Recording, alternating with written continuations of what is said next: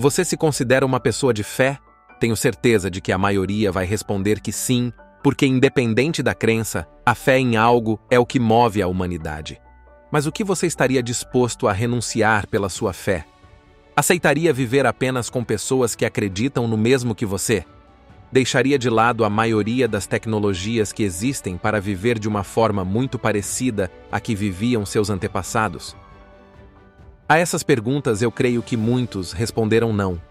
Viver em comunidades fechadas e que renunciam a tudo o que o mundo pode oferecer é uma tarefa árdua, que muitas vezes só conseguem os que já nasceram dentro dessas comunidades, como é o caso dos judeus ultra-ortodoxos, que falaremos no vídeo de hoje.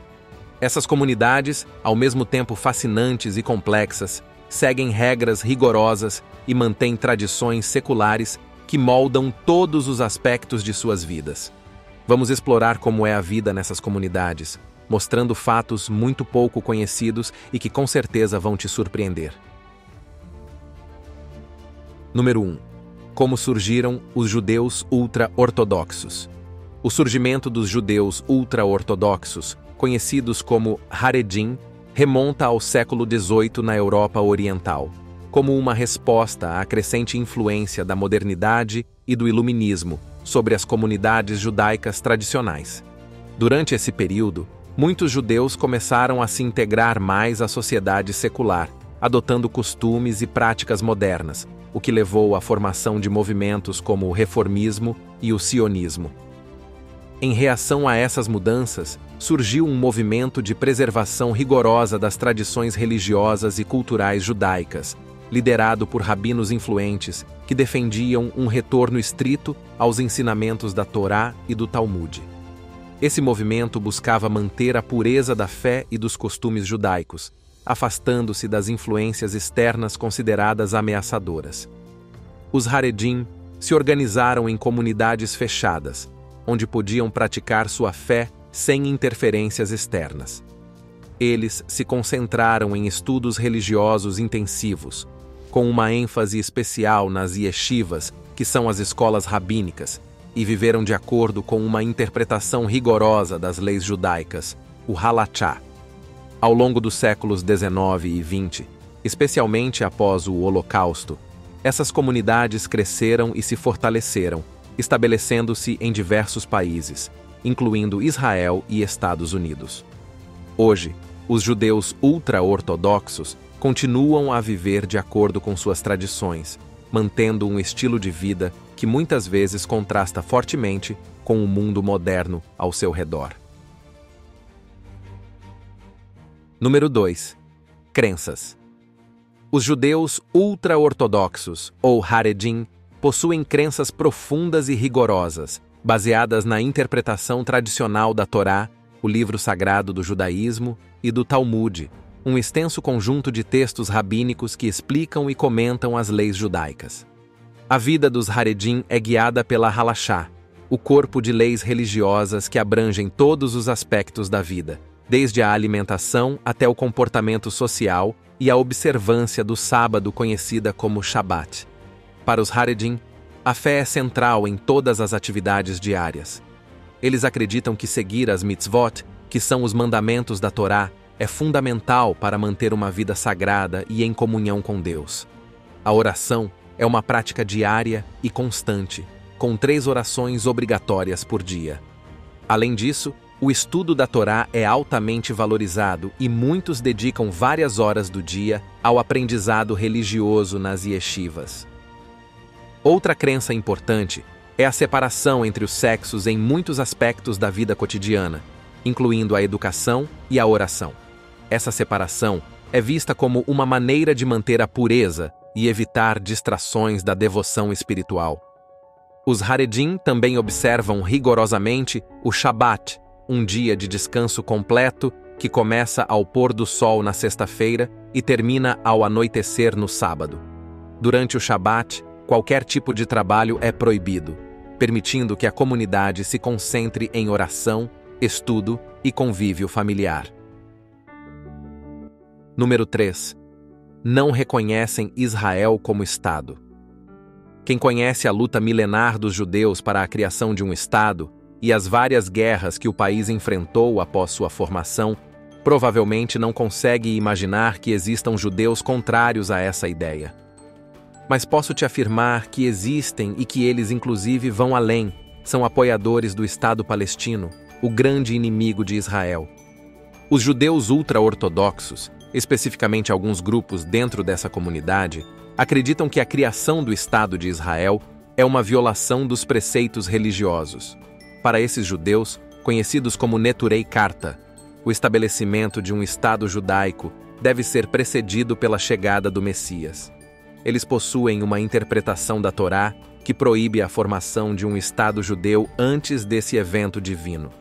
Além disso, esses grupos consideram que a fundação de Israel foi um ato de rebelião contra a vontade de Deus, já que foi estabelecida por meios seculares e através de ações políticas, não espirituais. Por essa razão, eles se opõem veementemente ao sionismo, o movimento político que defende a existência de um Estado judeu. Os Neturei Karta, em particular, vão ainda mais longe em suas crenças e ações. Eles não apenas rejeitam o Estado de Israel, mas também expressam apoio à causa palestina. Participam de manifestações pró-Palestina e, em alguns casos, mantêm relações com líderes palestinos, argumentando que os palestinos têm o direito legítimo à terra.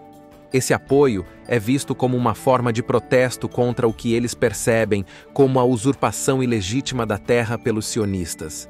Se você se surpreendeu com essas posições, imagine como deve ser complexo viver em uma comunidade onde a maioria apoia Israel fervorosamente. Esses judeus ultra-ortodoxos, que são contra o Estado de Israel, vivem em constante tensão, tanto interna quanto externamente. Eles nos mostram que, mesmo dentro de grupos aparentemente homogêneos, pode haver uma diversidade surpreendente de opiniões e crenças. E você? Já conhecia essa faceta dos judeus ultra-ortodoxos? Deixe seu comentário e compartilhe sua opinião. Número 4. Rejeição à tecnologia. Dentro das comunidades de judeus ultra-ortodoxos, ou Haredim, tem uma relação complexa com a tecnologia. Em muitas dessas comunidades, há uma rejeição significativa a dispositivos modernos como smartphones, televisores e a internet. Essa postura vem da preocupação com a influência negativa que a tecnologia pode ter sobre os valores e tradições religiosas. Eles temem que o acesso irrestrito à informação e ao entretenimento seculares possa corromper a fé e desviar os membros da comunidade de um estilo de vida devoto. Para manter a pureza espiritual, muitos Haredim adotam medidas rigorosas. Utilizam celulares kosher, que são aparelhos sem acesso à internet e com funções limitadas, e bloqueadores de conteúdo em computadores. Alguns grupos, como os Chassidim, evitam completamente a televisão e o cinema, considerando-os fontes de influências imorais. Essa rejeição à tecnologia moderna visa preservar um ambiente onde os estudos religiosos e as práticas comunitárias ocupam o centro da vida cotidiana. E você? Como acha que seria viver com essas restrições tecnológicas? Compartilhe suas impressões nos comentários. Número 5. Vestimenta. A imagem dos judeus ultra-ortodoxo com certeza está viva na cabeça de muitos que nos assistem. Mas você sabe o significado das vestimentas que eles usam? Se a resposta foi não, fique tranquilo, agora vou te explicar tudo, começando pela forma como os homens se vestem. Os homens ultra-ortodoxos são facilmente reconhecidos por seus trajes tradicionais.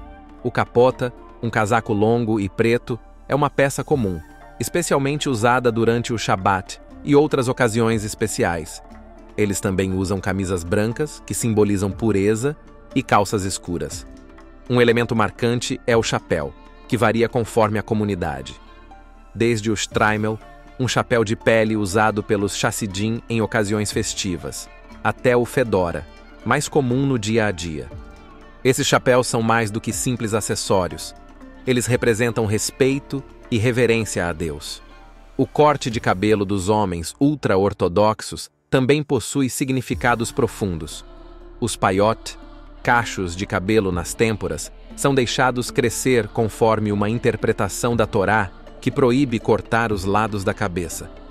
Já as mulheres vestem-se de maneira que reflita modéstia e dignidade. Roupas que cobrem os cotovelos, joelhos e muitas vezes o pescoço são a norma. Vestidos e saias longas são preferidos, enquanto calças geralmente são evitadas. Um aspecto distintivo é a cobertura da cabeça. Mulheres casadas usam perucas, lenços ou chapéus para cobrir o cabelo, uma prática que simboliza modéstia e respeito ao casamento. Número 6. A cidade dos ultra-ortodoxos. Bnei Brak, situada na região central de Israel, é considerada a capital ultra-ortodoxa do país. Fundada em 1924 por judeus ortodoxos poloneses, a cidade rapidamente se tornou um centro de vida religiosa judaica. Caminhando pelas ruas de Bnei Brak, é comum ver homens com capotas e chapéus negros e mulheres em trajes modestos, refletindo a adesão estrita às tradições religiosas. Os habitantes de Bnei Brak vivem quase isolados do restante do país, criando uma comunidade fechada que segue rigorosamente as leis da Halachá. A vida cotidiana gira em torno das sinagogas, yeshivas e estudos religiosos, com uma forte ênfase na educação e na preservação da fé. No entanto, esse isolamento pode resultar em uma recepção menos acolhedora para os estrangeiros ou visitantes que não compartilham da mesma fé. Estranhos na cidade podem encontrar olhares curiosos ou até desconfiados, especialmente se não estiverem vestidos de acordo com os padrões locais de modéstia. A interação com o mundo exterior é mínima, e muitos dos residentes evitam o uso de tecnologia moderna, mantendo uma vida que espelha práticas de tempos passados. A economia local é, em grande parte, autossuficiente, com mercados, lojas e serviços que atendem às necessidades específicas da comunidade ultra-ortodoxa. Embora Bnei Brak seja um centro vibrante de vida religiosa, essa rigidez pode ser desafiadora. A forte adesão às tradições e a desconfiança em relação ao exterior criam um ambiente que, embora espiritualmente rico para os seus moradores, pode parecer isolado e inacessível para aqueles que não compartilham das mesmas crenças. Número 7. Espalhados pelo mundo. Além de ocuparem cidades e bairros em Israel, os judeus ultra-ortodoxos estão espalhados por diversas partes do mundo, mantendo comunidades fortes e coesas. Fora de Israel, as maiores comunidades podem ser encontradas nos Estados Unidos, especialmente em bairros de Nova York como Williamsburg, Borough Park e Crown Heights.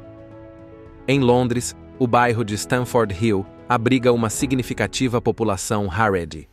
Outras comunidades notáveis existem em cidades como Montreal, em Quebec, e Antuérpia, na Bélgica.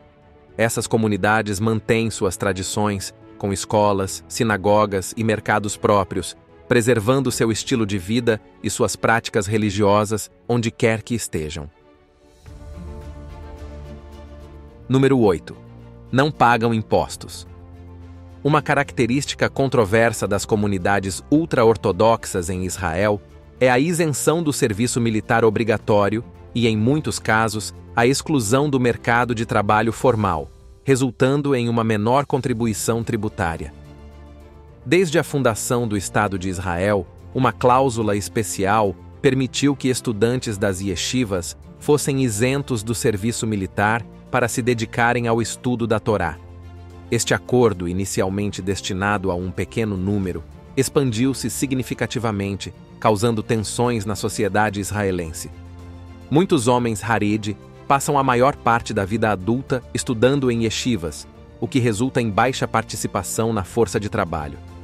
Consequentemente, essas comunidades dependem largamente de subsídios governamentais e doações, gerando críticas de outros setores da sociedade que veem essa situação como injusta. A isenção do serviço militar e a menor contribuição tributária são pontos de conflito, especialmente em um país onde a defesa e a economia são cruciais. A percepção de que uma parte significativa da população não compartilha igualmente esses fardos alimenta debates acalorados sobre igualdade e responsabilidade cívica. Como equilibrar o respeito às tradições religiosas com as necessidades de uma nação moderna e inclusiva continua sendo um desafio central em Israel. Número 9. O papel das mulheres. O papel da mulher nas comunidades ultra-ortodoxas é marcado por uma clara divisão de funções baseada em preceitos religiosos e culturais tradicionais. As mulheres são vistas como pilares do lar e da família, responsáveis principalmente pela criação dos filhos e pela manutenção de uma casa que respeite as leis da Halachá. A educação das crianças nas normas e valores da fé judaica é uma responsabilidade fundamental das mães. Embora algumas mulheres participem do mercado de trabalho, muitas vezes em profissões que permitem flexibilidade para conciliar com as responsabilidades domésticas, suas oportunidades são frequentemente limitadas em comparação aos homens. Trabalhos como o ensino em escolas religiosas femininas, secretariado ou pequenos negócios dentro da comunidade são comuns. Nas práticas religiosas, as mulheres têm papéis distintos e geralmente não participam das mesmas atividades que os homens. Nas sinagogas, por exemplo, há uma separação física entre os sexos, e as mulheres não participam de algumas cerimônias e leituras da Torá. Número 10. Abusos. Infelizmente, como em muitas sociedades fechadas, as comunidades ultra-ortodoxas não estão imunes a problemas graves como abusos. Nos últimos anos, têm surgido várias denúncias de abusos físicos, emocionais e sexuais dentro dessas comunidades. Esses casos, muitas vezes, permanecem ocultos devido à cultura de silêncio e à ênfase em resolver problemas internamente, sem envolver as autoridades seculares. As vítimas, frequentemente, enfrentam enormes pressões para manter o silêncio, devido ao medo de ostracismo, vergonha e até represálias. As estruturas comunitárias, incluindo líderes religiosos e educacionais, às vezes falham em proteger adequadamente os indivíduos, priorizando a reputação da comunidade sobre a segurança e o bem-estar das vítimas. Essa dinâmica cria um ambiente onde os abusadores podem agir com relativa impunidade. Alguns sobreviventes têm corajosamente rompido o silêncio, utilizando plataformas como redes sociais e organizações de apoio para trazer luz às suas experiências. Estas revelações têm levado a uma maior conscientização e pressão para mudanças internas, bem como a intervenção de autoridades externas.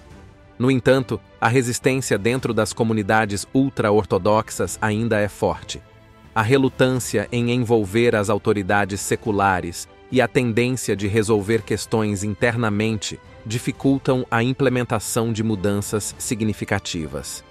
A luta por justiça e proteção das vítimas é uma questão urgente e complexa, que exige um equilíbrio entre o respeito às tradições culturais e a necessidade imperiosa de proteger os direitos humanos fundamentais.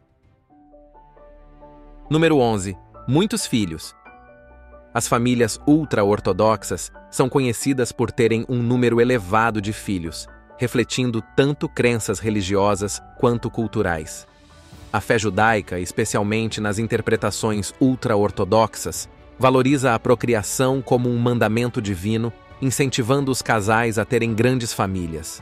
Versículos bíblicos como "crescei e multiplicai-vos" são tomados literalmente, e ter muitos filhos é visto como uma bênção e uma responsabilidade sagrada.